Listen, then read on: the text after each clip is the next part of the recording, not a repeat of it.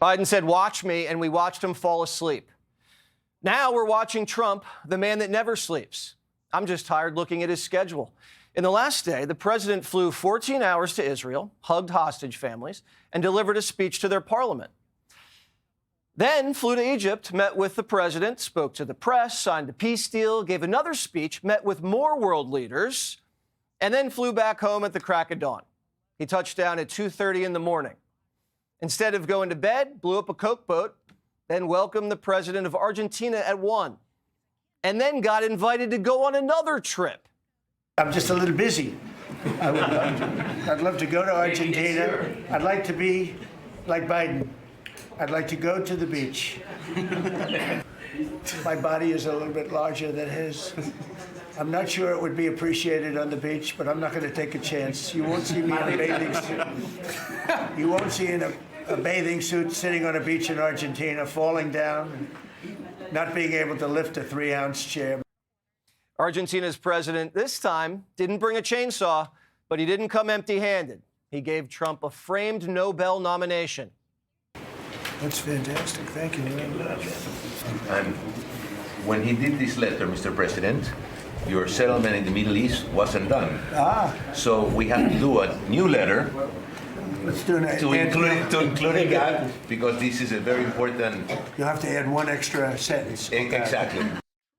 Trump, too, was in a giving mood. Zelensky's coming to town Friday, and Christmas might come early. I know what he has to say. He wants weapons. He would like to have Tomahawks. Everyone else wants Tomahawks. And we have a lot of Tomahawks. Tomahawk is a... Do you need any Tomahawks in Argentina? You get a Tomahawk. You get a Tomahawk. Everyone gets Tomahawks. Well, not you, ABC.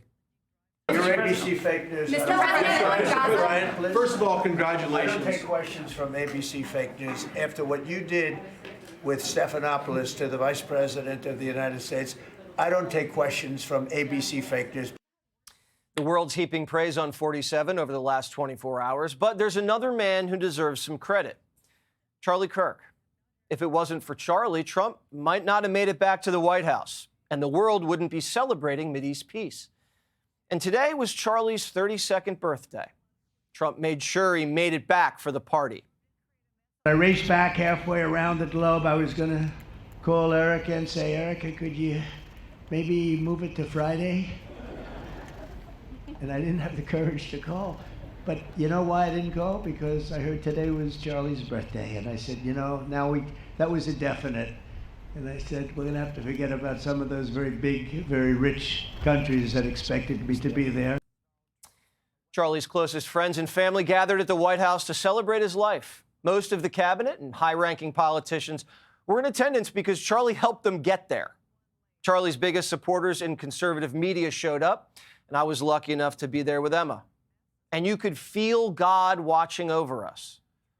To the glory of our Savior, with whom he now rests in heaven, and he is going to make heaven. I said, I'm not sure I can make it, but he's going to make it. He's there. He's looking down on us right now. It's so incredible. Look at this, how this turned out. This was supposed to be so dark and cloudy. Not dark and cloudy, is it? Look at that, how beautiful that is. Trump awarded Charlie America's highest civilian honor, the Presidential Medal of Freedom. The medal was originally established by President Truman in 1945. He was assassinated in the prime of his life for boldly speaking the truth, for living his faith and relentlessly fighting for a better and stronger America. He loved this country. And that's why this afternoon it's my privilege to posthumously award Charles James Kirk our nation's highest civilian honor, the Presidential Medal of Freedom. Thank you. His widow, Erica, accepted the medal and said Charlie couldn't have gotten a better birthday gift. I have spent 7.5 years trying to find the perfect birthday gift for Charlie. And it's so difficult. And those of you that have spouses or loved ones, you know how difficult it is sometimes to buy a gift for someone that you love, because he wasn't a materialistic man, so that also did not help. But now I can say with confidence, Mr. President, that you have given him the best birthday gift he could ever have. But maybe an even better gift came from Charlie's daughter. She said, "Happy birthday, Daddy. I want to give you a stuffed animal."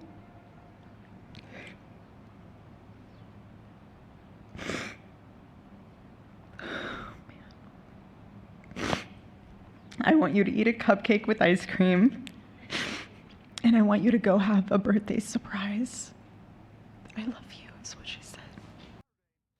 At that moment, many in the audience began to cry.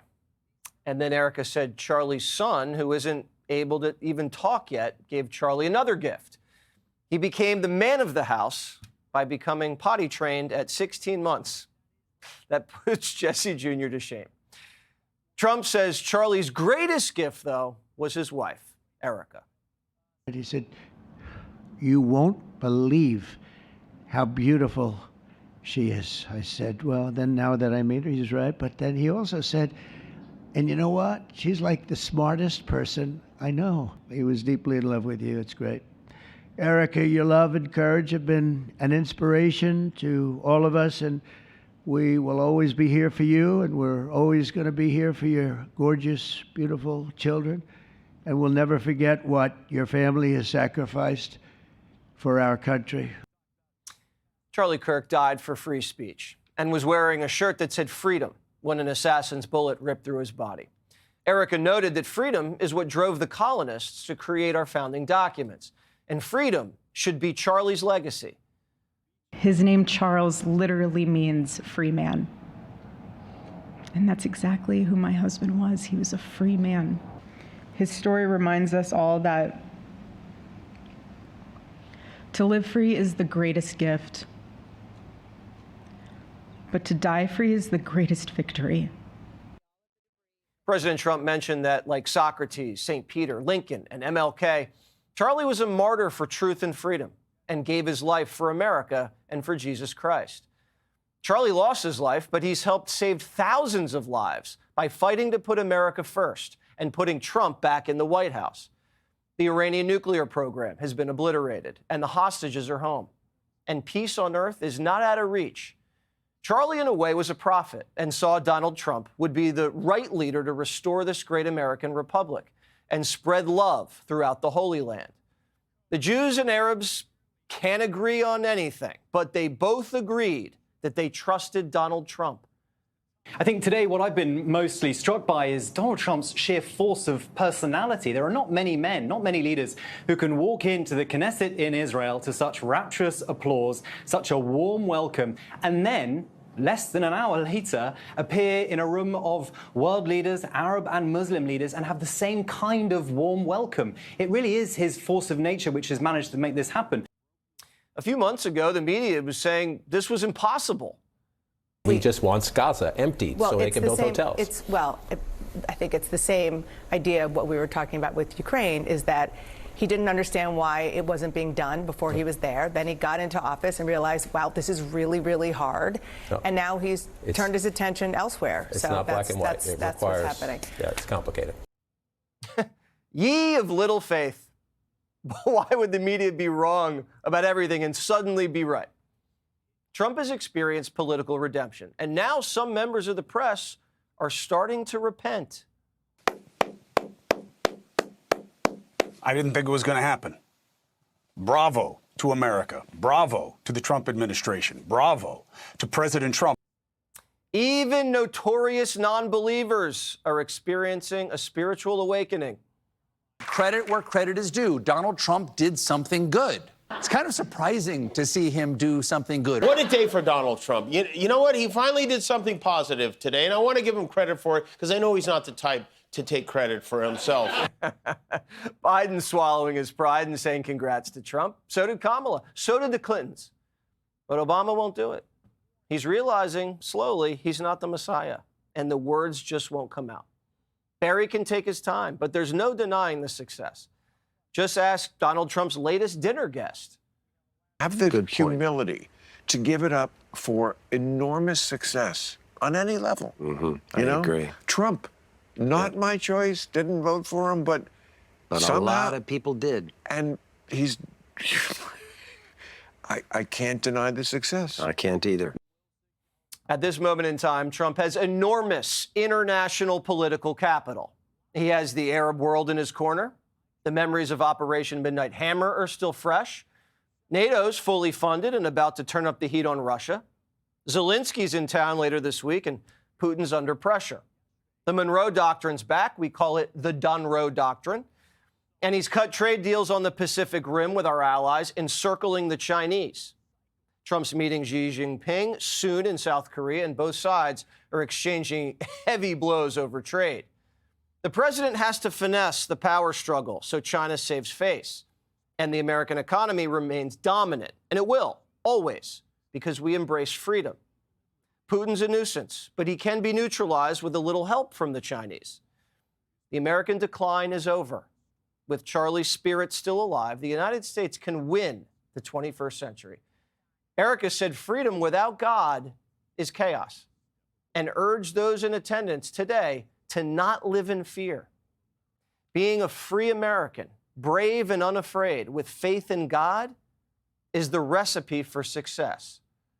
In Charlie's honor, we will continue like we have been to fight, fight, fight, and to win, win, win. We're going to win so much. Happy birthday, Charlie. We love you.